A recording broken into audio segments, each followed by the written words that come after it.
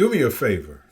Take off, if you're wearing a ring, take off your ring, or maybe if it's a watch, and put it on the opposite hand that you're not used to wearing your jewelry on. Maybe if you want to take a second and switch your seat and sit in the seat that you don't normally sit in. Tell me, how do you feel? Because if you're like me, I'm scared to put this ring, I'm scared to push it down because I'm not used to wearing this ring on this hand. I'm afraid it might get stuck. It's a tight fit. But I want to talk with us today about change, inevitable change. Change is inevitable. And whenever we change, it's always a little scary because we just don't know how things will work out. But I want to encourage you as we think about change, that whether it's good or whether it's bad, change not only is inevitable, but it's always working out for our good. We may not see it in a moment. I was reading a story today, or I was watching a video about an NBA player who had been out for a while, returned to his locker room only to find that his locker had been moved. He lost it. He tore into the management. He was so upset because his locker, his belongings had been moved. Whether you know it or not, we can't control change.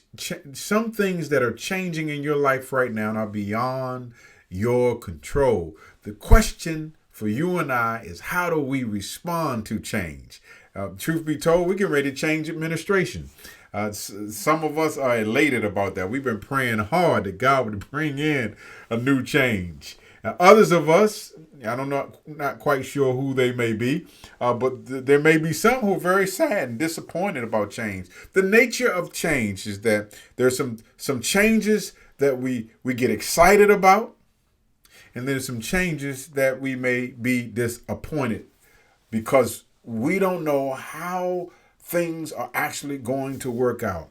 But as we prepare for this inauguration, this administration change, it made me think back to the story of Daniel. Daniel had been taken into captivity. He is one of the Bible's prophets. Daniel has the gift of vision, dreams, and interpretation. And in the midst of captivity, he would go through a problem. He would solve it. He would get promoted, and then you get a new boss, a new leader, a new king. Can you imagine how it feels to be in your comfort, in your space, in your place? Things are going well, and now you got to get a new leader, a new boss, a new employer. That would drive me crazy. But Daniel went through 4 kings. He went through Nebuchadnezzar. He went through a king named Darius, a king named Cyrus, and a king named Belshazzar. Each king brought change. Each king brought problems. And I'm not talking about your ordinary run-of-the-mill problems. None of the kind of problems where Daniel, literally, his life was threatened.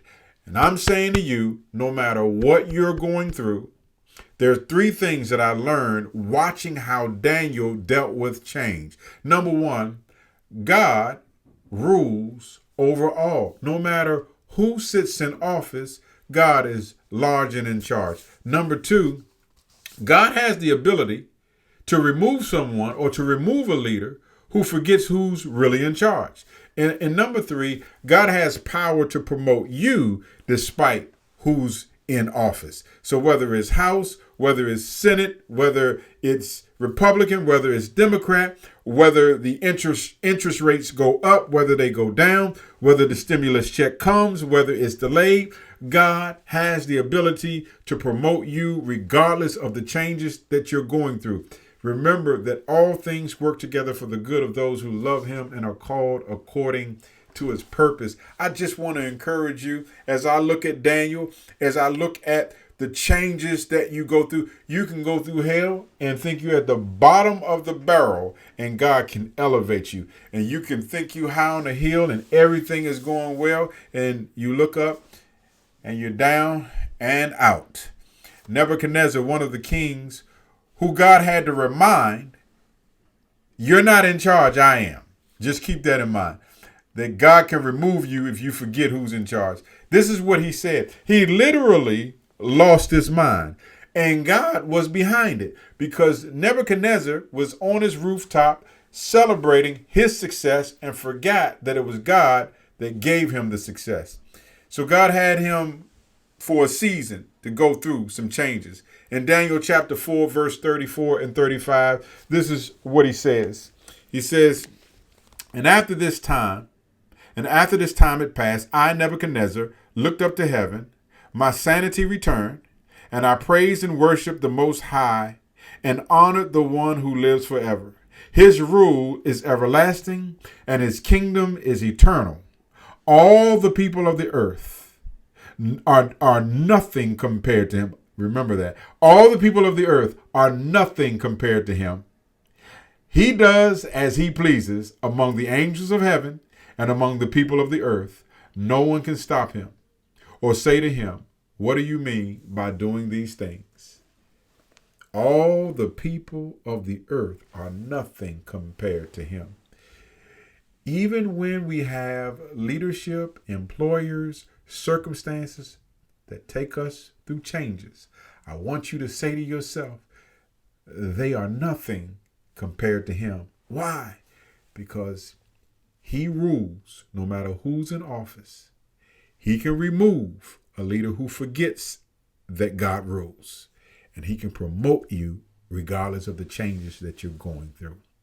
Well, that's it. That's all. This inauguration. The inauguration is coming up. I don't want to take all your time. I just wanted to give you something to chew on so that you don't get too wrapped up in the changes that's going on in the world. But you can say to God, God, use the change to make changes in me so that when you're ready to promote me, I can let the world know you never change. You, O Lord, among all the people on the earth and in heaven, there's no one like you. No one compares to you. God bless. That's all. I'll see y'all next week. Enjoy your day.